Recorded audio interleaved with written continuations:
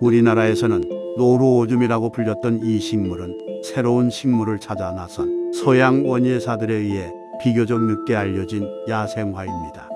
하지만 그늘에서도 화려하게 피는 꽃송이와 원색의 강렬한 색깔로 단숨에 식물학자와 원예사들의 마음을 사로잡았습니다. 이 식물은 한국, 일본, 중국이 원산지이지만 유럽에서 재배와 개량을 거치며 유럽과 북미 등 온대 지역에서 정원식물로 꾸준한 인기를 얻고 있습니다.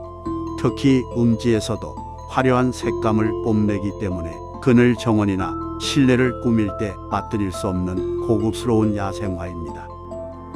더케이 야생화 채널에 오신 것을 진심으로 환영합니다.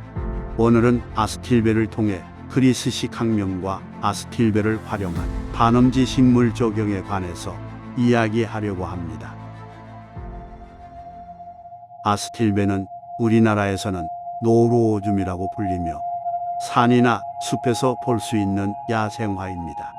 뿌리에서 노루의 오줌 냄새가 난다거나 노루가 자주 다니는 개울가에 피는 꽃이라서 노루오줌으로 이름 붙였다고 전해집니다.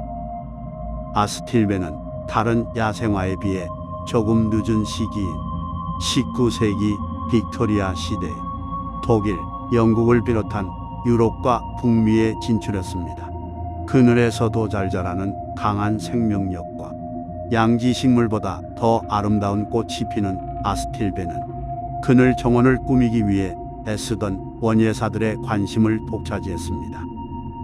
아스틸베의 이런 특성을 식물학자들과 원예사들이 얼마나 반겼는지는 이름에서도 알 수 있습니다. 당시에는 어휘가 풍부하고 통찰력이 담긴 언어인 그리스어나 라틴어로 학명을 짓는 일이 흔하였습니다. 아스틸베도 이를 보여주는 대표적인 사례로서 아스틸베의 첫 글자 A는 그리스어로 없다 또는 부족하다는 뜻을 가지고 있습니다. 그리고 나머지 글자 스틸베는 그리스어로 밝음 또는 빛을 의미합니다. 다시 말해 아스틸베의 이름에는 햇빛이 부족해도 잘 자라는 대표적인 반음지야 생화라는 뜻이 담겨 있습니다.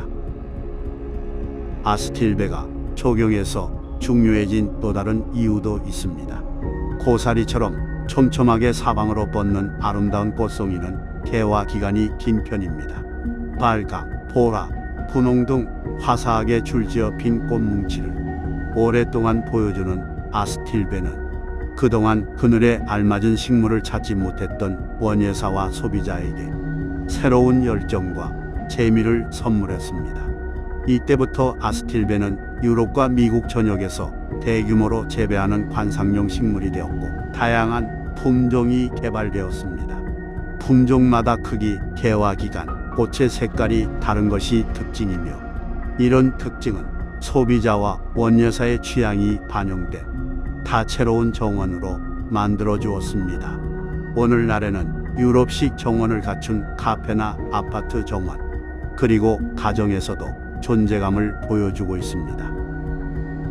아스틸베는 꽃을 사랑하는 사람들의 심미적 욕구를 만족시켜주는 최고의 야생화입니다. 하지만 1m 이상 자라면 화분에서 키우기 어렵고 아담한 정원이나 실내에서의 매력이 감소하기 때문에 30에서 70cm 정도 자라는 외성종을 선택하는 게 좋습니다. 또 여러 품종 중에서도 아스틸베의 강한 생명력과 눈길을 빼앗는 강렬한 아름다움이 검증된 품종을 고르는 것도 중요합니다. 또 하나 고려해야 할 것은 개화 시기입니다.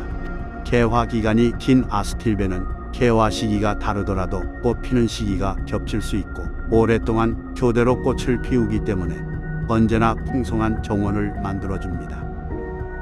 실내에서도 아담하게 자리를 차지하고 정원의 다른 식물과 어울리는 크기, 다채로운 색의 조화, 꽃 피는 시기 등을 확인하기 위해서는 전문적인 야생화 농장의 아스틸베 판매 리스트를 참고하시길 바랍니다.